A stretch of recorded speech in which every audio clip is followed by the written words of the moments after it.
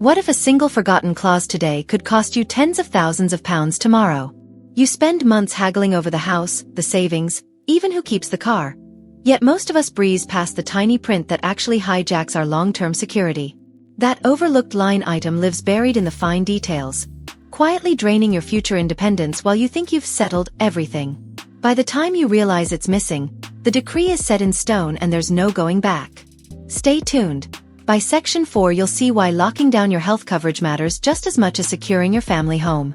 You thought splitting that retirement account was as simple as having it, until you discovered you had no legal way to claim your share. Most divorcing women see 50-50 next to their ex's 401k or pension and assume the paperwork will follow. But without a properly drafted qualified domestic relations order, those funds stay locked in your spouse's name forever. Imagine months of negotiating property and custody, only to learn later that your hard-won retirement nest egg never made it onto your side of the ledger. Drafting a QDRO isn't optional.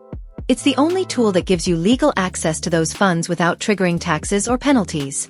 Skipping this step leaves you watching your future security slip away, dollar by dollar, as your ex continues to pull from the account you never legally owned. And if you think that's the worst you'll face, wait until you hear how flatline support payments can evaporate under rising costs. £1,500 a month sounds generous, until the price of milk and bread doubles around you. At 50, that alimony check might feel more than enough to cover rent, bills, and a little treat now and then. Fast forward a decade, and inflation has quietly eroded almost a quarter of your spending power. Suddenly, your fair share barely pays for basics, let alone unexpected vet visits or a leaky roof repair. This silent slide happens because most divorce agreements freeze support at day one rates, without a cost of living adjustment clause tethering your payments to an index. Whether the consumer price index or another benchmark, you're locked into yesterday's dollars. No court is going to chase down rising costs for you. That simple index link is the difference between maintaining your agreed-upon standard of living and scrambling to fill the gap with dwindling savings or risky credit. Negotiating that clause isn't a luxury. It's protection. It costs almost nothing to add language-tying support increases to inflation, and it shields you from watching your future shrink as prices climb. If you skip it, you hand away a reliable hedge against rising costs. But even the strongest alimony check can't save you if your health coverage vanishes next month. Divorce decree signed, and your name vanishes from the family health plan just as real life throws its hardest curveballs. You might assume that with shared assets divided, benefits follow suit, but insurers don't work that way. Unless your settlement explicitly obligates your ex to keep you on the employer's group coverage or to subsidize COBRA premiums, you'll wake up next month scrambling for a new policy with higher rates, steeper deductibles, and limited provider networks. Think about Sarah, who never asked her lawyer to lock in her health benefits. 3 weeks after the divorce, she logged in to check a routine blood test result, only to discover her coverage had been cancelled. Overnight, she faced a gap in care for her chronic condition and sky-high out-of-pocket costs. Replacing that employer-sponsored plan wasn't just expensive. It was nearly impossible mid-year, when open enrollment had closed. Securing your health insurance continuation is the safety net you can't afford to skip. Whether it's naming you as a beneficiary on the policy, guaranteeing a set COBRA subsidy for a fixed period, or spelling out your ex's obligation to maintain private coverage, every detail must be in black and white. Otherwise, the emotional toll of a sudden loss of care, plus the financial shock of surprise medical bills, can leave you more vulnerable than any property battle ever could. And when it comes to taxes, that won't be the only hidden cost you'll wish you'd negotiated.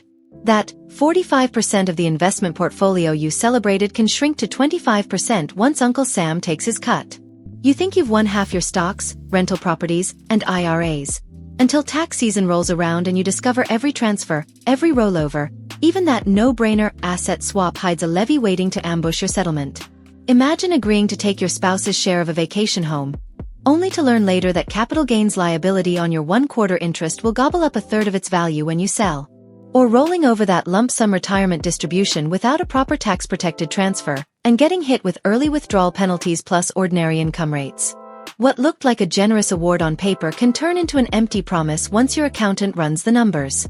The only way to protect yourself is to model the after-tax worth of every asset before you sign.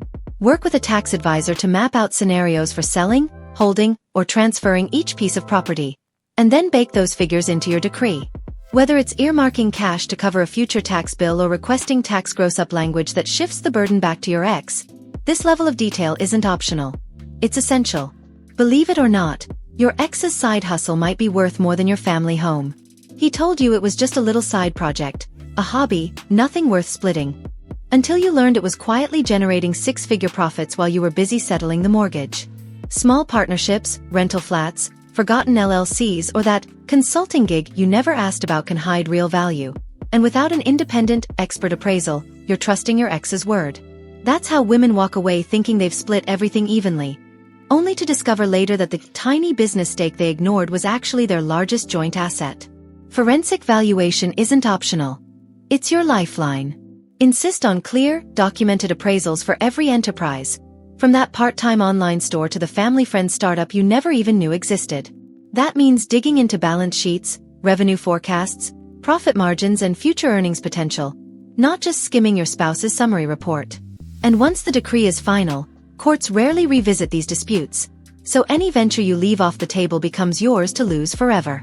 And don't let unseen debts creep into your credit report next. That joint credit card balance you accepted to keep the peace could come back to haunt you long after the divorce is final. Imagine applying for a mortgage only to learn your score plummeted because you took on responsibility for that maxed-out store card your ex racked up. Even if every payment is made on time, your debt-to-income ratio spikes, lenders see you as higher risk, and you end up paying more interest, or getting denied altogether. Too many settlements gloss over liabilities, assuming each spouse will simply handle what's assigned. But life rarely follows the script. If your ex misses a payment, collectors come knocking at your door. If they default, your credit report bears the stains. And don't forget tax liens, medical bills, or utility arrears, all of which can slip into that joint debt column and erode your borrowing power before you realize what's happening. Protect yourself by demanding a clear breakdown of every loan, card, and liability. Insist that the decree names who is legally on the hook for each account and includes enforcement measures, like penalties or property liens, if payments are missed. Better yet, negotiate offsets. If you agree to cover more debt, you receive a larger share of assets or a one-time credit in alimony. This way, you're not stuck should your ex decide to skip out on their obligations. And while you're tightening the financial bolts, don't forget to lock down the exact triggers and endpoints for spousal support. Because without that, your income could vanish overnight. What if your right to support vanishes the day your ex walks down the aisle again? Many women assume alimony payments run on autopilot until a fixed date. But unless you spell out the exact triggers and endpoints, you could be blindsided by an abrupt cutoff. Whether it's remarriage, cohabitation with a new partner, the recipient reaching retirement age, or even a change in health status, each of these events can legally terminate or suspend your spousal support.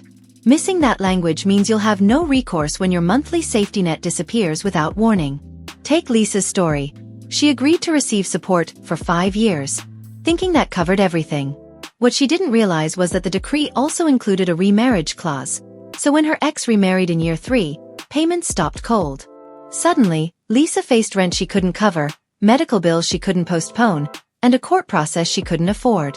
By the time she went back to court, the judge reminded her that she'd signed off on those exact terms, and there was nothing left to fight for. Protecting yourself means defining every trigger in clear, unambiguous language. List remarriage, cohabitation, and any age or life event endpoints, then negotiate grace periods or partial continuations if those situations arise. You can even build in review dates or modest, sunset clauses, tied to inflation or cost of living adjustments to ensure your support adapts rather than vanishes. Locking down these details up front transforms unpredictable risks into manageable milestones. Because once that decree is final, you can't go back to add what you forgot. And all that remains is one final step before you're truly secure. Now that you've seen the 9 critical pitfalls, from locking down your QDRO and indexing support to inflation, to securing your health plan, modeling taxes, valuing hidden ventures, allocating debts, and defining every support trigger, take a moment to imagine how different your future could look if even one of these had fallen through the cracks. These aren't nice-to-have extras.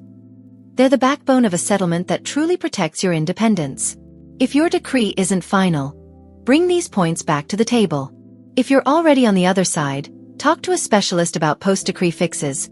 You might still reclaim what you thought was lost. Which clause would you fight for today? Drop its number below and tell us your story. Your insight could be the game changer another woman needs. And if this guide opened your eyes, please like, subscribe, and hit the bell so you never miss another essential tip for safeguarding your financial future. Thank you for watching, and here's to negotiating the settlement you deserve.